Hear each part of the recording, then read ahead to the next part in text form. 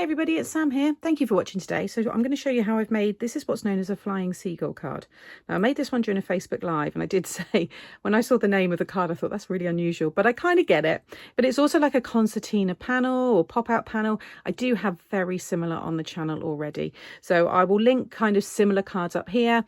I want to give credit to Susan Campfield. When you actually pop her or put the name flying seagull card into Pinterest, most of the cards that come up are by her. So credit to Susan Campfield, but it was a one that I saw by Rachel Tessmen, who is Stamp Your Art Out on YouTube. It was her one that actually gave me the inspiration initially. Measurements are all my own. I just saw the shape and it's pretty easy to work out the rest. So I've used a gorgeous Papercraft Society kit to make this one. You got this gorgeous belly band which you just slide off. Oh, and then when you open it up, you have these panels. And then when it's displayed, if I do it this way, it's meant to look like a seagull. So you can see the wings, and then this is like the body. So that's where the name is come from, but that's how it looks. It's hard to show it, but that's kind of how it looks when it's displayed. So this bit will pop out, and then you've got your side panels. It looks much better when it's upright, so you'll see that in my photos and when I put my blog post out. But it is a really nice style card to make. If you like cards to show off your pattern papers, big sentiments, I can imagine a big milestone number, you know, for an anniversary or birthday or something in the middle there. All folds down into that gatefold kind of style. And then you have space on the back to write your message. And like I said, I've got my belly band there as well. So very easy to do. You don't need any specialty dies or anything for this one. So it's a good one for beginners. So let's get started. So I'm using, for this one, the Creative Craft Products. This is the floral 6x6 embossing folder.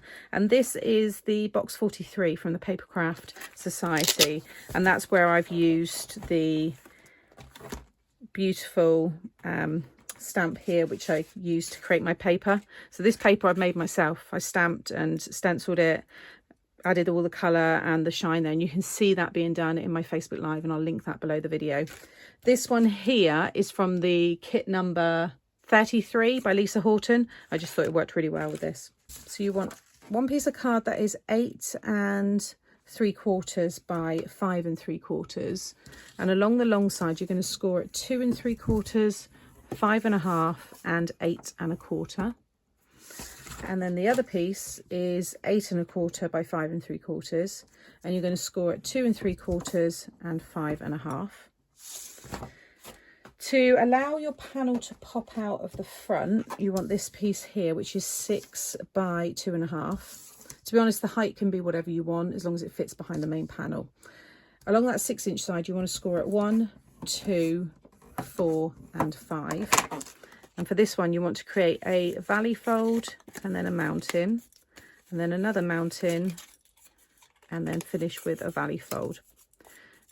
So you want these two pieces to fold behind. It's basically the same as the front of the card. So you see it opens up. That's how the card opens up.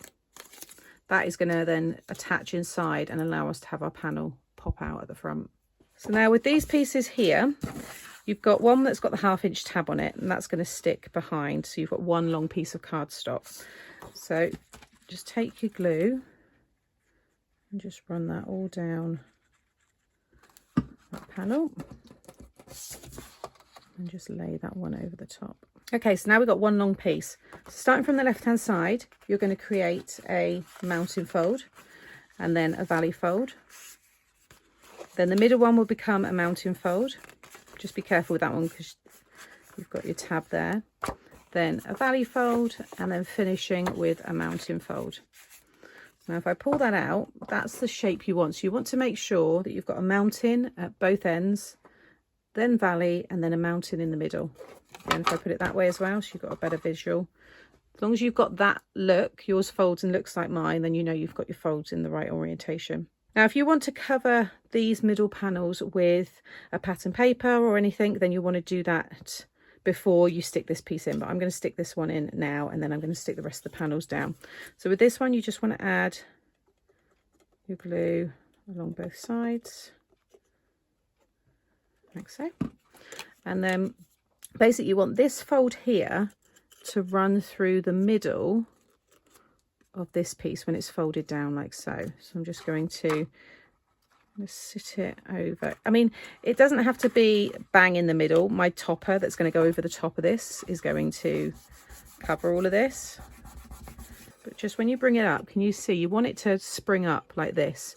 So that will stay nice and straight and allow your topper to be displayed.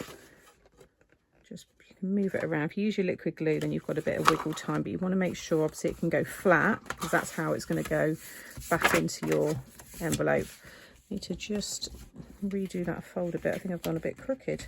Okay, so I've got pattern paper and matte layers. So that's the order that I'm having mine. So I've got these embossed ones, which are going to go into these ones, and then my pattern, that's how mine's going to look, and then the top is going to be in the middle. So the sizes for these pieces here, so your first layer, are 2.5 by 5.5. And then if you want to add pattern paper, you may want to decorate, like I said, all of those panels, then you'll want pieces that are 2.25 by 5.25. So the quantities are up to you. Everyone's going to be slightly different, but for me, I've got 2 just in the pattern paper and then 4 in the teal. I've then also got 2 pieces in white in the same size as this piece here for the back, so I've got somewhere to write my message. They're going to go behind these 2 panels here. So I'm going to get all of that stuck down. Okay, so that's all of my panels decorated. So for my topper, this can be any shape you want. It doesn't have to be square like I have here, but this piece measures 5.25 squared, and that is going to pop out like so. So it's nice and big. Like I said, it is a good one for bigger toppers, big numbers. You could have a photo of someone. And then to decorate, I've got the same embossed card, but I'm now thinking this I think would look better being in this colour here. So I think I'm going to change it, but the size anyway is 5 inches squared. That's going to go on top. Yeah, I think I've got some of this card still. I'm going to cut it. I'll keep this still though for my topper for the belly band.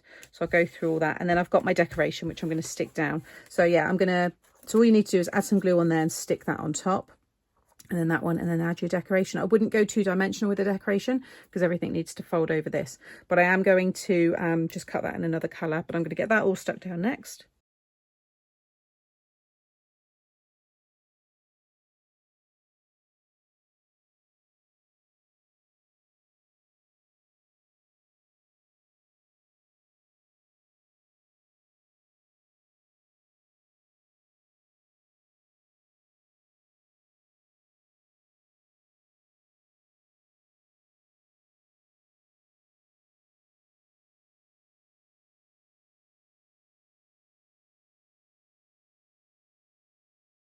Okay, so you would have just seen me stick all that down. All of this is from the kit. There's a sheet there that you can cut all of these pieces out, including the sentiments there. And then I just went ahead and decorated the belly band topper there as well. So for that, I've got this piece here, which is 1 inch wide. I've had to stick a couple of pieces of scrap together because I don't have anything, no more card in this teal colour left. So you're just going to fold in your sides there. So the length of this, the length of your cardstock, so 8.5 or A4 length, you know, or even 12 by 12 is going to be fine. You just want to make sure it can wrap around. I know this is already going to be too long, so I'm just going to trim that off there. That actually brings this together then as well. And you just want to make sure that it can overlap. So I'm just going to trim a little bit off there, just so I don't have any unnecessary bulk. And then just add some glue. Bring that round and just make sure you want it to be easy to slide off still, so don't have it really, really tight. And then I think I'm going to add some foam pads onto this while I'm holding that down. So just a little foam. The circle here is, just as a rough guide, 4.25 diameter. And then I'm going to just place that one in the middle. Looks about right to me. About a minute to dry, and just slide that off, and then I can just make sure that that's all secure. You don't want any glue kind of oozing out. And that's the finished card. So if I just bring this back up again, so again, it's hard to show you it, you know, again, that's how it will look displayed. I kind of need to hold that up and bring in the sides a bit, but that's how it looks displayed. It's a really lovely card, like I said, great for showing off any beautiful pattern papers, and in my case the embossing folder, actually it shows that off really nicely. And then a little belly band just complements it, and that can just be displayed next to it like so. So I hope you've enjoyed my take on the flying seagull card. Very, very fun name, I must admit. I'll just bring back in this one here as well. So this is using the stencil in that kit, just to give you another idea. So thank you as always for watching today. I will have all of the product that I've used linked in the description box below the video. Coming up now, I will have some similar concertina kind of panel cards. You might want to go and watch one of those next. And I've got a few other different sizes there as well, because this is easy to adapt. So if you like making 5x7 cards or smaller cards, it's very easy to adapt and work with what you have. If you've enjoyed today, please give me a thumbs up. It really does help out the channel. And if you're not subscribed, consider subscribing and hit the notification bell, and that way you won't miss out on any future videos. Take care, and I'll see you all again soon. Bye.